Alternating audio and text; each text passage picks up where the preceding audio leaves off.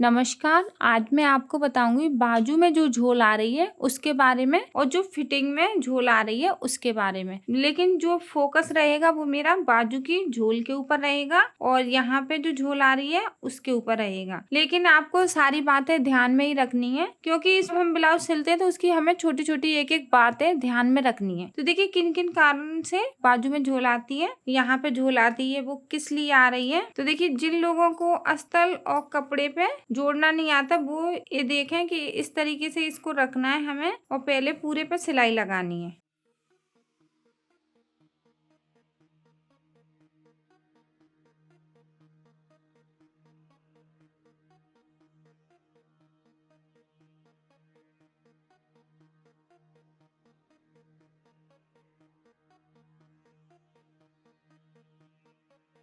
अब देखिए बाजू में झोल किस लिए आ रही है। सबसे पहले तो जब आप प्लेट डालते हैं उनको आप देख के डालें, एकदम शेप में डालें, कम करते हुए आपको उतारना है। जब हम ये प्लेट डालते हैं ना तो जैसे यहाँ पे हमने आधा इंच की चौड़ाई ली, अब हम इसे कम करते हुए उतारेंगे। पहले तो हमें एक पप बनाना है, वो भी अच्छा।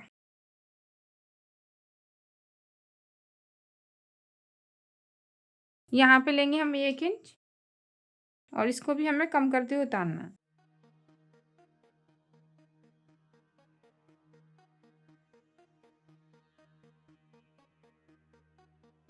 यहाँ पे लिया हमने आधा इंच, इसको भी कम करते हुए उतारना है।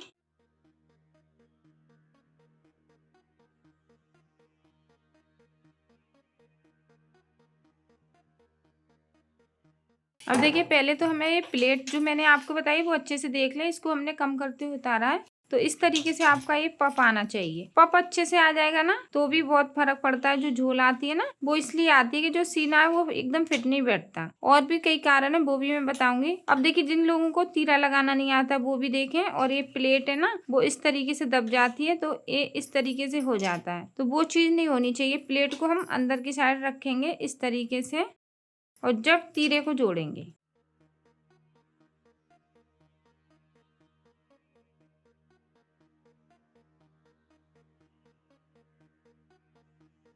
अब देखिए तीरा जोड़ने का सही तरीका, इस तरीके से हमें तीरे के ऊपर सिलाई लगानी है पहले।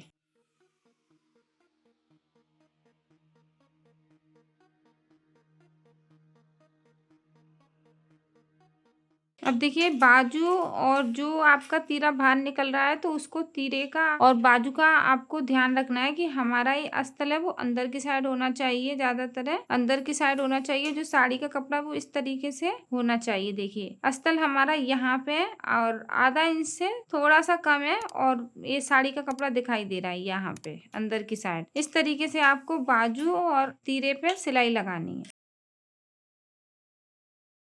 अब देखिए इस तरीके से अगर आप तीरे को जोड़ लेंगे ना फिर आप इसको लगाएंगे तो बड़ी आसानी से लग जाएगा। यहाँ पे हमें तीरा आधा इंच बाहर रखना है।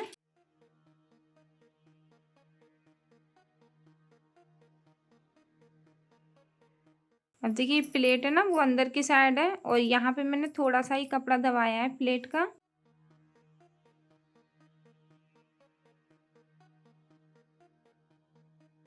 अब देखिए कितने अच्छे से तीरा जुड़ गया और ये पप भी हमारा अच्छा है। अब जो झोल झाल आ रही है उसके बारे में बात करेंगे। तो देखिए अगर यहाँ पे आपका शोल्डर 4 इंच का है तो झोल आएगी और गले की चौड़ाई आपको 2.5 इंच की लेनी है। और शोल्डर आपको यहाँ पे सिलने से पहले आपको देखना शोल्डर हमारा यहाँ पे 2.5 इंच का होना चाहिए, ज्यादा नहीं होना चाहिए। अगर आप शोल्डर को ज्यादा रखेंगे तो झोल आएगी। इस तरीके से आपको देखना है और गोलाई में ही कटिंग करनी है। ऊपर की साइड 2.5 इंच का होना चाहिए।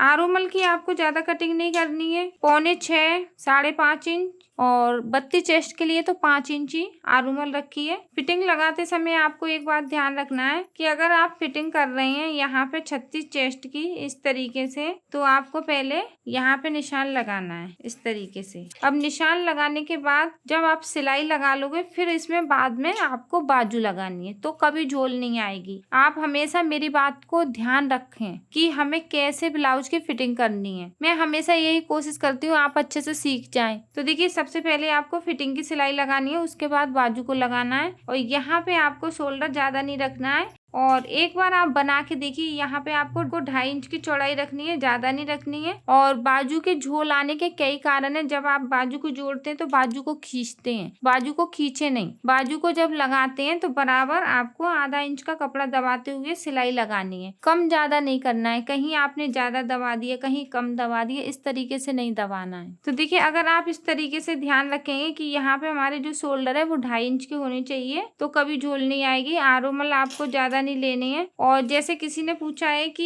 यहाँ पे हमें शोल्डर इस तरीके से कम करने पड़ते हैं, यहाँ पे कटिंग करनी पड़ती है, तो वो किन किन ब्लाउज में करना है। तो देखिए, जब हम कॉलर वाले ब्लाउज बनाते हैं तो उसमें हमें यहाँ पे इस तरीके से कटिंग करनी है। 1 इंच या आधा इंच ये जरूरी है। और बूट नेक बनाएंगे तो हम यहाँ पे कटिंग करेंगे, बस हमें ये 2 ब्लाउज में कटिंग करनी है। बाकी हम डीप या सिंपल गला बना रहे हैं उसमें हमें कटिंग नहीं करनी है। यहाँ पे हम कपड़े को कटिंग करके जब जोड़ते हैं तो यहाँ पे हमारा शोल्डर टाइट नहीं होता है। आपने देखा होगा, आप एक सिंपल सी सिलाई लगा लेंगे सीधी, तो शोल्डर हमारा यहाँ पे खिंचा खिंचा सा रहेगा, कंधे हमारे टाइट हो जाती हैं। तो वो चीज यहाँ से कटिंग करने के बाद खत्म हो जाती है। और झोल की बात करें तो यही कारण है कि आप यहाँ पे अपना जो शोल्डर है वो 2.5 इंच का रखें। यहाँ पे थोड़ा सिलाई में भी जाएगा, फिर आपका 2 इंच का ये शोल्डर हो जाएगा।